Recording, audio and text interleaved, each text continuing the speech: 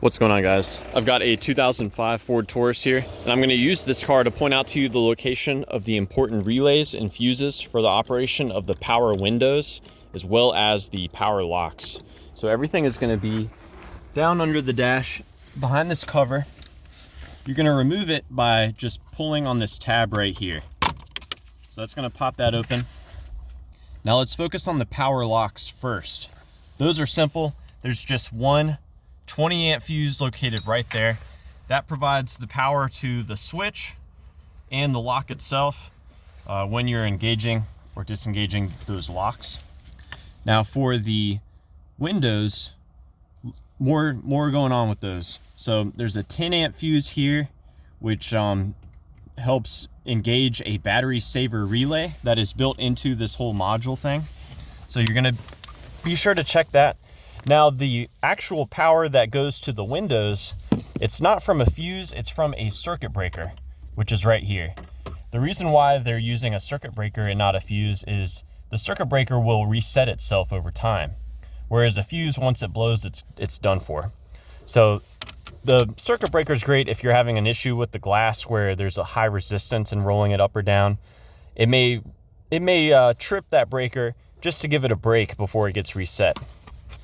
Now there are two relays for the window. The first one is all the way up on the left. That's called your accessory delay relay. The purpose of that relay is to remain on for a certain amount of time after you shut the car off. That's what allows you to roll the windows up and down even after you've turned the car off. There's also a relay to the right of that, all the way on the upper right there. That is your one-touch relay. That's a relay that gets engaged for the one-touch system. That's basically how the window rolls itself up all the way just from one touch on the switch. And if you want to swap these relays around, there's a relay right underneath your accessory delay relay for the blower motor, so you can feel free to swap that as a troubleshooting step. Now, one other thing I want to mention as well, every time you open and close a door, you're flexing all of the wires that go to the switch. And so one thing you can try doing is you can try holding a button down while you open and close the door and see if there's a certain angle at which the window starts to respond.